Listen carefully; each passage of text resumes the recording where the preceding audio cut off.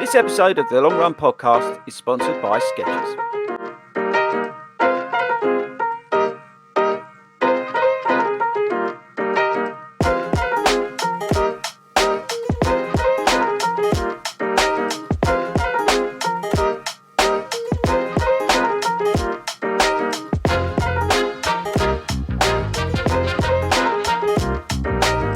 Okay, well done everybody for singing, especially after that. Okay, welcome everybody to the Long Run Show. Hands up if you've never ever watched or listened to the Long Run Show. That's handy, because I was going to chuck you out. Okay guys, well thank you firstly for joining us on our shakeout run. I hope you enjoyed that. Did you enjoy that? Yeah. Bit on it. Okay, so today's special, 30-minute special, is a bit of a Q&A sort of thing. We thought with the Great North Run tomorrow, we'll throw it out to you guys to ask some questions, half marathon related, whatever fueling, or I don't know, how old Hayden is. Whatever it is, we thought we'd do that. But as always, if you came to the National Running Show, I started that with a game, so I thought we'd do the same thing today, just to get you into the spirit of things. And because we're in Newcastle, I thought we could do a little bit of a sort of, I don't know, what's the best way to describe it? Getting you sort of Geordie ready for tomorrow. So if you're a Geordie, you're not allowed to take part. I'm not singling you out, but you will cheat. Hands up if you're a Southern Fairy like me. Oh, brilliant, there's loads of you. Okay, so we're going to learn some Geordie. I thought that would be a really good way to start. So I did a video about this and I had absolutely no idea what any of these mean. So, first, where's Steph, by the way? She's there. Right now, go and see Steph, because she's going to give you what it's actually mean, because I still don't know. So after me, I want you all to say, oh dear, why I'm there? Hands up if you know what that means. Right, hang on. Carl's definitely not what it means. Carl's going to How are you? Steph? No? You just say it. Carl, you just say it. It doesn't mean nothing, you just say it. Okay. Next one. This is going to be... if you's a clamming, have a stotty. After me. If you's a clamming, have a stotty. Go. If you Alright, who knows what that means? Oh, right over there. I've just done 3 miles. Toes, this is work over here. What's it mean? What's it mean? We have a stotty. Is that right? Yeah, you're right, boys. Okay. Listen, next one. It's scooting down, it'll be cloudy tomorrow. You must have known. Try it. After it. It's scooting down. It'll be cloudy tomorrow. Anyone know? Yes. It's got to be weather. It's raining heavily, so it'll be very muddy tomorrow.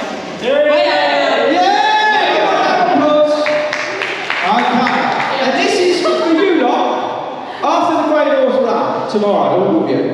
I'm canny knackered, let's get here. Go. Yeah, I'm canny knackered, let's go. Any ideas? No expletives, no expletives. Yeah! Last one! Because this, I still don't know what this actually means.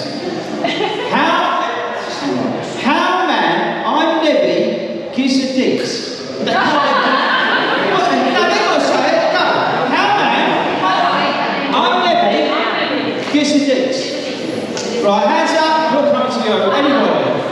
Anybody? No. Right. Yeah, man, I'm nosy. Give us a look. Alright, yes, give it over to us. Okay. One more thing to do, which is very, very, very, very, very important. This young man here, this weekend, is 72 years old. We've got a little present. He has no idea about this, by the way. Where is she? Oh yeah, she's ignoring your wife and help you set it up. I know. You ready? After 3, everyone sing happy birthday to Haley. Happy birthday to you. Happy birthday to you. Happy birthday, dear Hayden. Happy birthday to you. This is the last day tomorrow. It's Haley's birthday tomorrow. We'll start with the R&B section. No.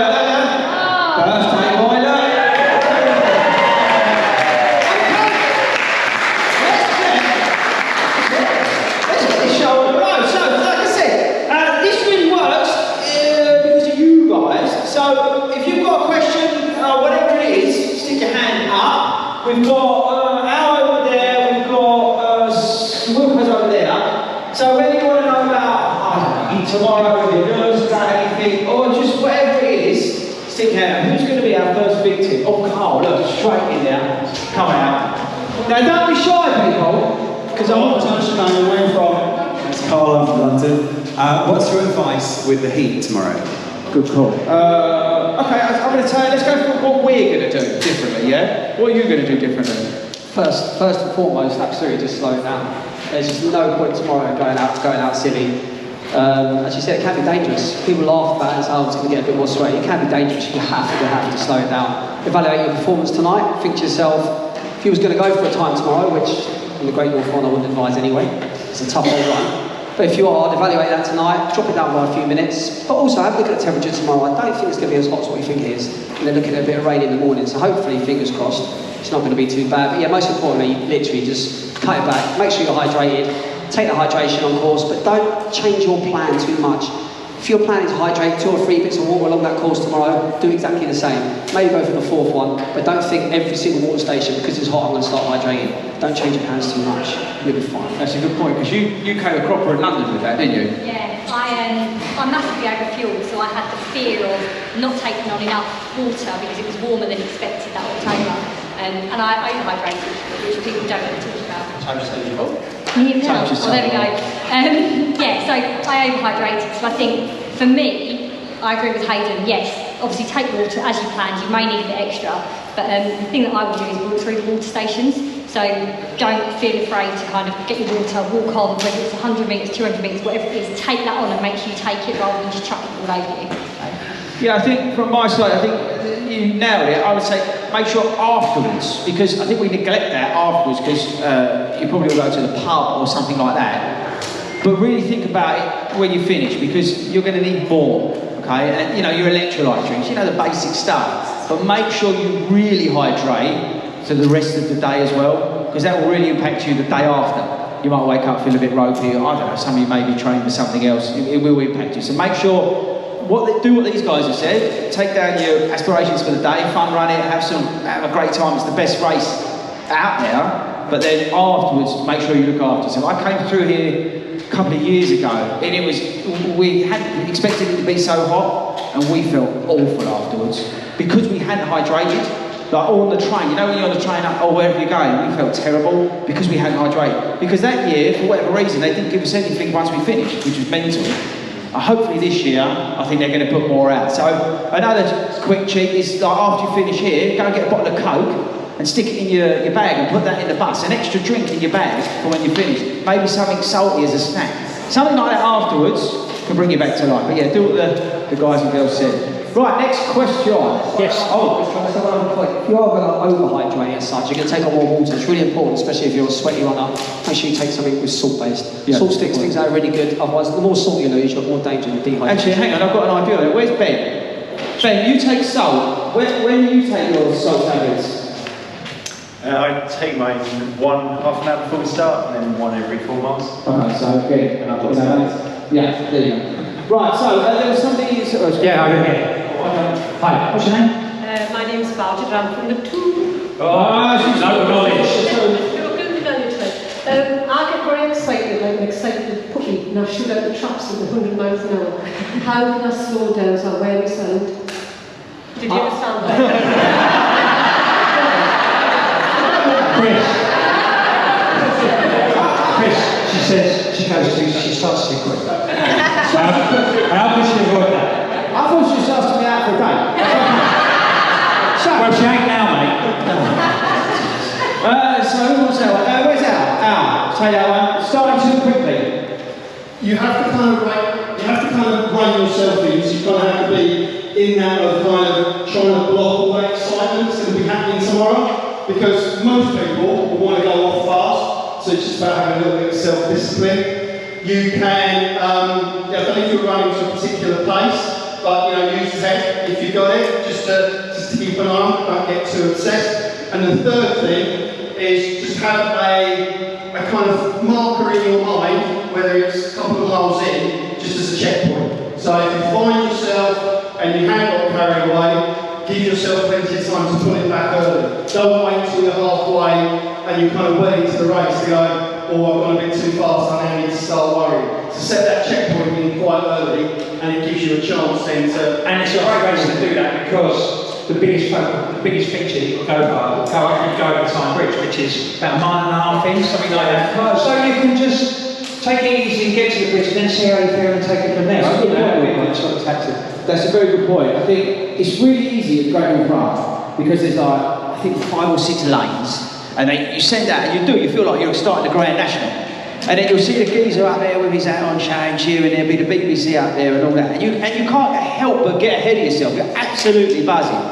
But, like Wilco said, even if you use between the start and the Tyne Bridge, just to rein it back. Keep it well within yourself, find that rhythm, because it's going to be super busy. You're probably going to be weaving about anyway, but just hold everything back, at least to the Tyne Bridge, and then settle in and then sort of go from there. Anything from you? Yeah, I'd say pick yourself, have a look at the route tonight, pick yourself like a target, like maybe 2 mile point. Think to yourself, at that 2 mile point, I want to be there at 22 minutes exact. Play a game with yourself, see how close to that 22 minutes you can get.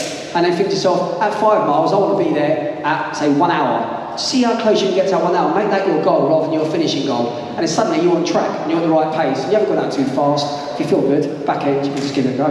Now, you're doing it for the first time tomorrow. Yeah. So, apart from having the joy of running with me, what's your strategy for not going off like a maniac tomorrow? Run to field, because you're watching also go, and I think Hayden's made a good point, but I think you know in yourself how it feels, and with the heat, if it feels hard, it is hard, so back out. There's no point in going off feeling like you're ruined by the end of like the first 5k, and then you're thinking, actually I've got another 16 to go. So. Okay, all right, we'll let her off. Next. Don't forget, name where you're from. Hello, my name is James from Sunderland. First, well, it's actually 2 questions, if that's okay. First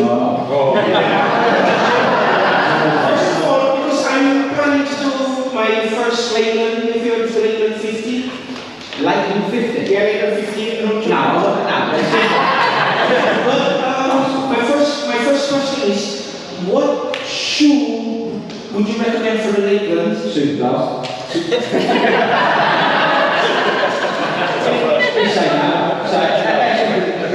You went out on the move. And the second question is slightly personal. What shoe are you going to use tomorrow? I'm not allowed to say, because Carl, where is it? He's looking at shouting us to start finish. We're going to be running a comp on Instagram about what race you want to run tomorrow.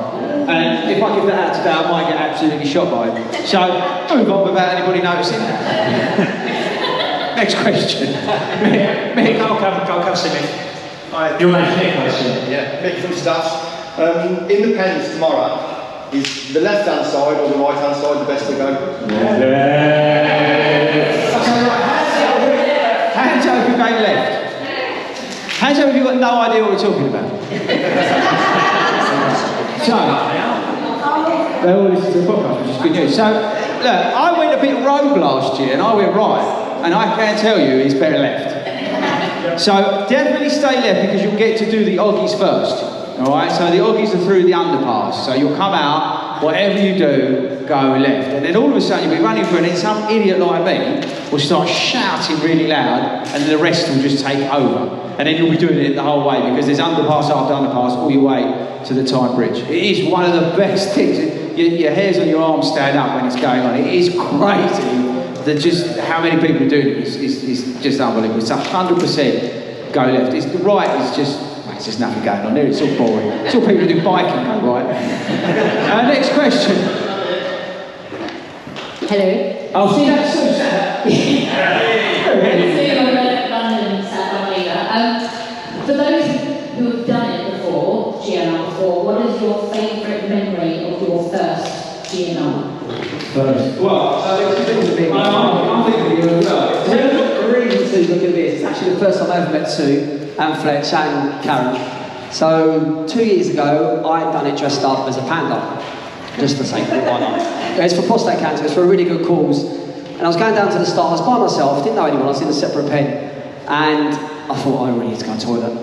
And I had this full zip-up costume with this head on, and I just knew it was going to be a nightmare. I thought, I stand there for ages, debating whether to do it. I thought, right, I'm going for it. So I went up the hill, as everyone does at the start. Go up in the hill, into the bushes. Sorry, we're not telling you to do that, because just in case great Karen. But I gave some people a fright of their life, and as they come up the hill and they saw a panda in the bushes doing that. So, and one of them people was suing. As I come down the hill, I could hear, Hayden, Hayden, Hayden. I look round, and everyone's waving at me. That just made everyone who's lined up to start look at me and know where I've been. So, thanks, man. You haven't done it, so you don't. Wilco?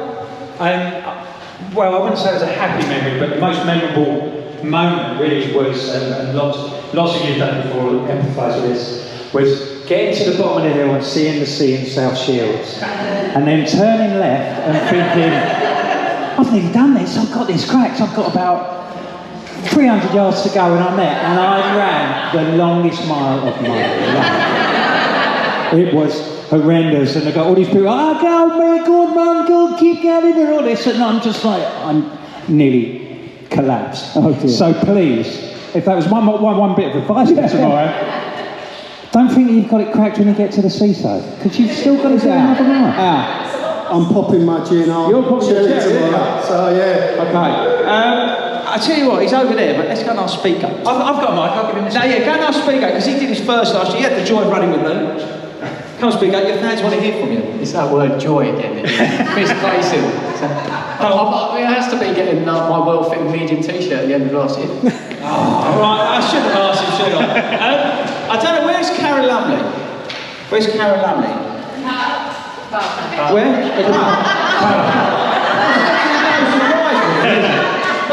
So, Karen Lumley, I don't know whether it was my first, second, third, whatever it was, but one of the highlights of running the Great Long Track was Karen Lumley is just an absolute legend. And we was running down, we got down where Wilco was talking, along South Shields, and I just heard Karen shouting as loud as she could. She was absolutely blowing out of her rear end.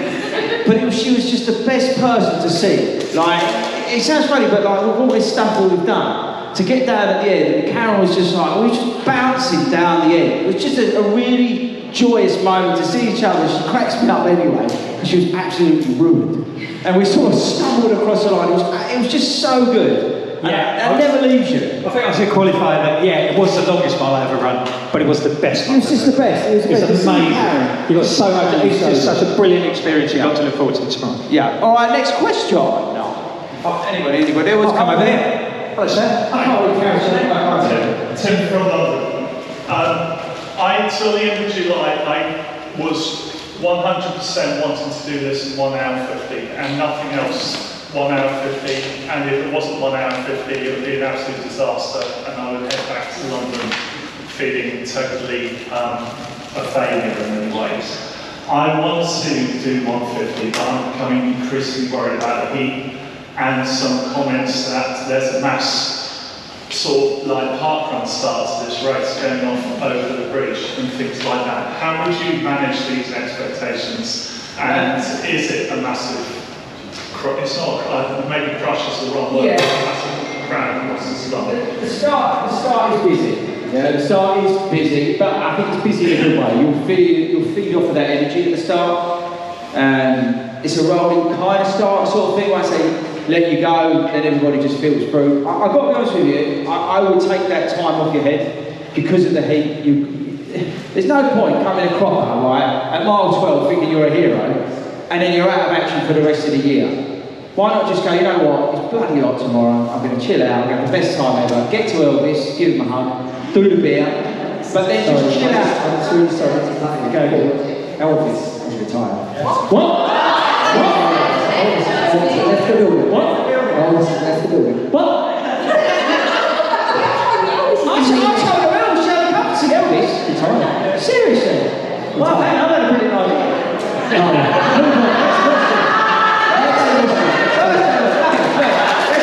Let's go back, Elvis.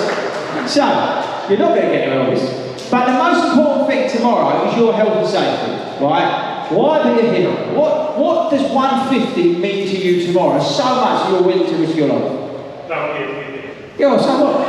So I'll be honest with you, I'd sack that right off and I'd go somewhere where it's flat, it's fast, and I'd go do it there. Tomorrow, just have the best time ever, all right? Come and run with me and Abby, she'd love it. Come and run with us. We're going to run about, I don't know, 3 hours or whatever it is.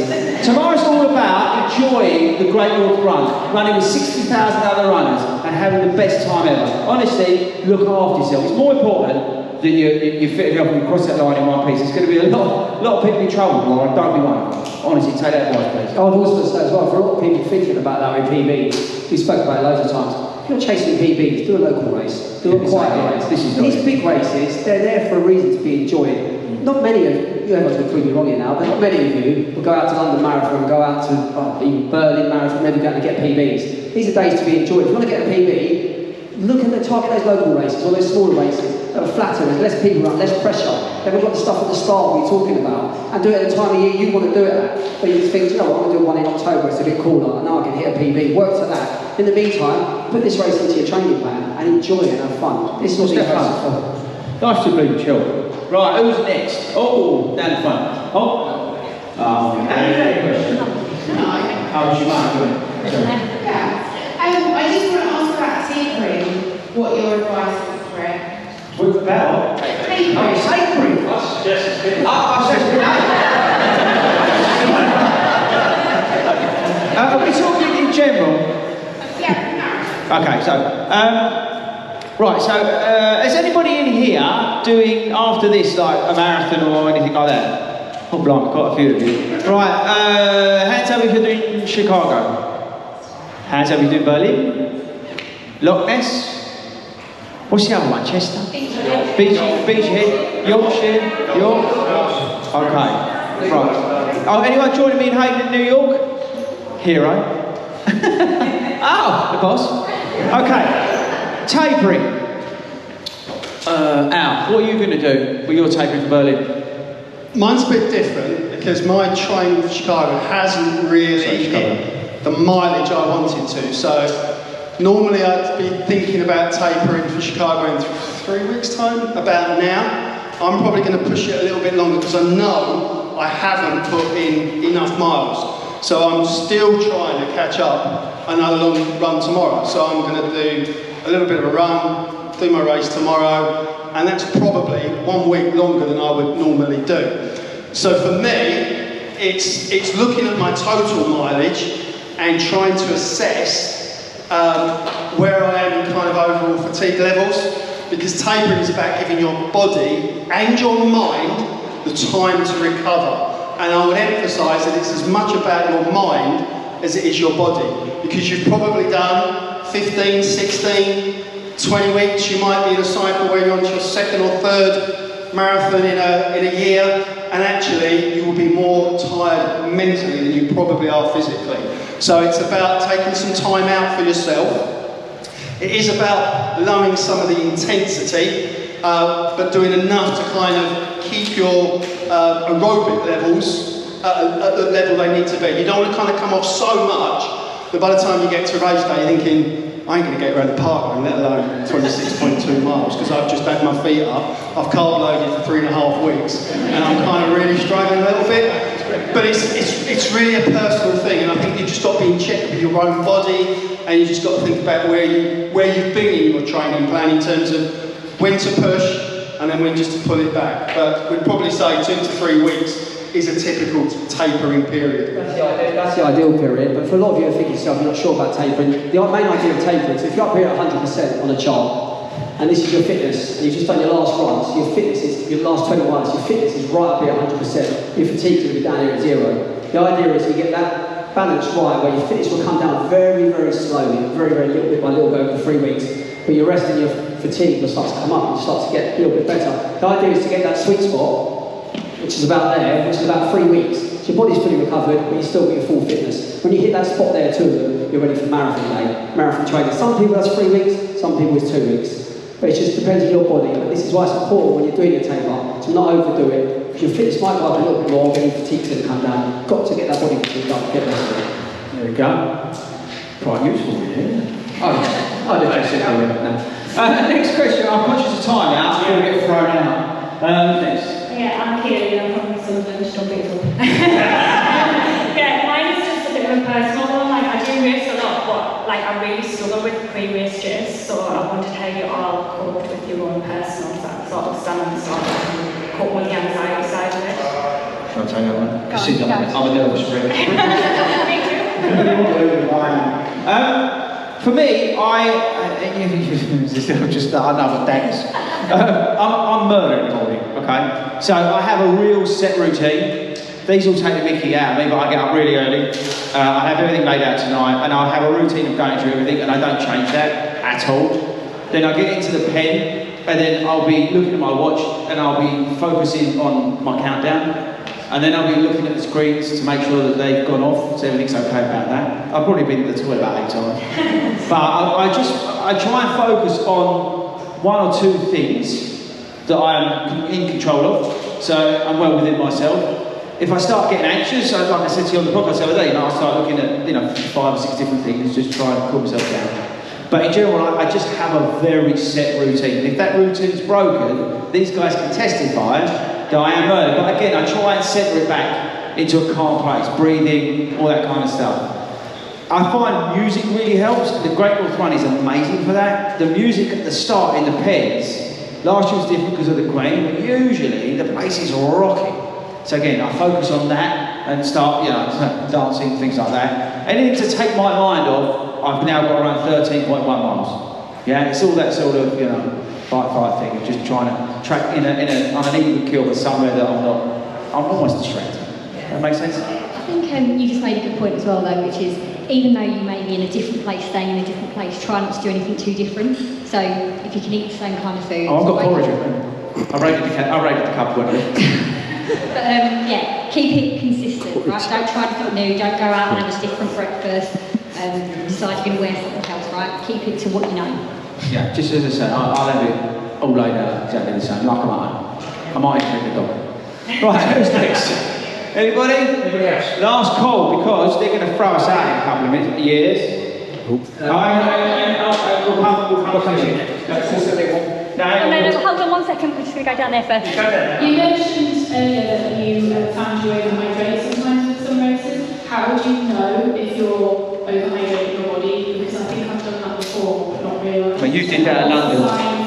You did a terrific example of that in London, didn't you? Because I felt terrible, right? And I felt full, and I felt heavy, and I felt... So the thought is that you shouldn't get to a point where you feel really thirsty, right? So you need to take small sips, little and often. Take it as you go through, kind of consistently. Don't kind of guzzle down a whole bottle and then go, oh my God. I think do what you've done in training is the main thing that I can say to you, right? So in training, I know I take water with my gels every kind of 3-4 miles before I'm taking it. Do the same thing. Don't think that just because there is a water station every 2 miles, I think it is tomorrow, that you need to take water every 2 miles. If you're used to taking it every 3 miles, take it every 3 miles. If you take it every 4 miles, do the same thing. Don't think that just because it's there, and if you're used to taking, 100 mils, whatever it is, don't suddenly think, you might want to take a bit more because of the heat, but don't guzzle down 500 mils and think you're going to be the same. I think you'll know, because it starts swashing about. I did it at Edinburgh, and that's why I came unstuck at Edinburgh, because I overhydrated as well. I had a chronic stitch at like mile 20, 25. And it just ruined me. I don't know why I was doing it, because it's only like 15 degrees, it's just an idiot. But you can't help it, can you? You go, oh, it's a bit hot, and then you start going like this. But yeah. I think the other thing is though, you can overhydrate from the night before. So yes, we need to take on fuel today, it's hot, we've all been out and thrown, right? So yes, we're going to drink, we need to make sure we've got water, take electrolytes, what we need to take. But don't think I need to drink 2 litre bottle of water before I go to bed and then wake up and drink another 2 litre bottle of water. That's basically what I did. So just don't do it. Okay, there was this young man there. Corporate President, just a quick one, Chris. Is it best than sun cream or t-shirt? It's half tights, no top, no. Right. See, look, I've already been told off because Ben made me take my top off at a big half, Natch. So no, tomorrow I'm best. All this body stuff, I just got over it. I just don't care. It is what it is. Just wear a vest. It's better for you. It's cooler. I understand why people don't want to wear a vest, but honestly, it's so much better. It really is. He got all these hairy shoulders, then, guys. What? It don't matter. What are you going to do about it? You're going to only see the person once. Wave at them and carry on. What about you go on the BBC? They show oh yeah, I will go on the BBC tomorrow with my media pass. Here, Mo. Right, next, last question. Yes. From Damien Camara. I've got questions after the Great North Run basically, because I'm doing the Great North Run and the Chicago Marathon. What kind of training would you do afterwards? Would you just carry on doing the training blocks? Because my plan is that I'm supposed to do training blocks straight after. Well, Great North is my A race, because I'm going to be, and then Chicago is my A race, which I can have one to be. So, what do you do between the two? Yeah. Right, so we're all doing races after this, right? So, what are you doing? So Chicago isn't my main aim race, but I understand the predicament you're in, and I actually think this has worked out perfect. So go for it tomorrow, have a good run, and you've got next week, if I was you, I'd go for your longest run, and you've got 3 weeks tapered down to Chicago. It works out absolutely perfect. If it was me, I'd run the first half target pace, back out. So I get, 7, 8 miles, whatever it is, then back out, come back to your easy pace, but go target to start with, really work on that, and then back out of it. And then after this race, I would look to probably, how many weeks you got? 4 weeks. 4 weeks. 4 weeks, so you're doing 20 coming up, aren't you? So you've got 20 coming up, right? Or what are you doing, 22? 20. You're doing 20. So yeah, so you've got still plenty of time. So the most important thing, I think, is to get over this, because this is really going to impact us tomorrow, because it's so bleeding up. So again, make sure you recover from this before you hit it too hard going up into it. Just give yourself a little bit more to recover from it, because it's going to be tough tomorrow. Where are you? Yeah.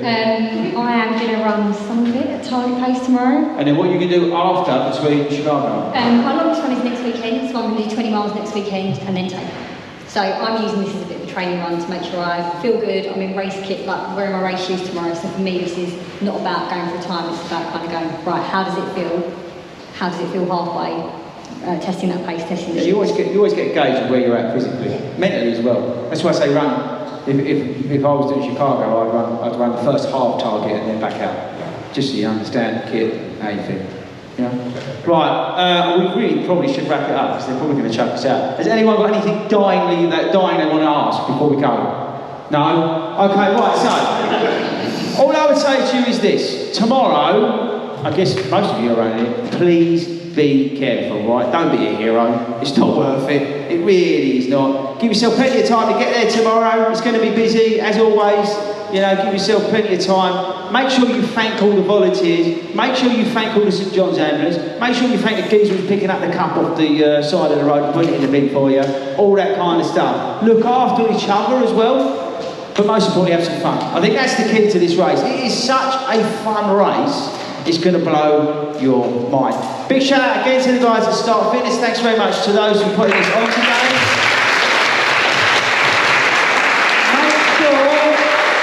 Make sure you head over to the store, clear them out of everything. Use my code 40 runs again. You're all very welcome to use that.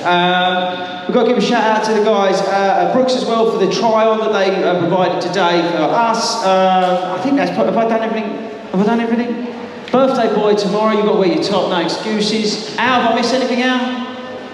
Don't think so, no. Wilco, have I missed anything out? Pub, 4 o'clock. Yeah, pub, 4 o'clock. Oh, I know I missed out. Tomorrow morning, the meet-up. Oh yeah, we'll have a meet-up. Right, so I'm going to memorise every single face. Exhibition Park tomorrow, about 9:30, we're going to do a huge picture. We're going to stop traffic as always. Come along, don't be on your own. Bring people that may, you collect them up on the tube or whatever, and just bring them as well. Don't want anybody being on their own, feeling anxious or anything like that. That's what this is all about. Bring everybody along with you. We're going to have a huge picture, then we're going to smash the living daylights out of the Great North Run. So that's it for me. Thank you to everybody for coming. Tobe, take us out.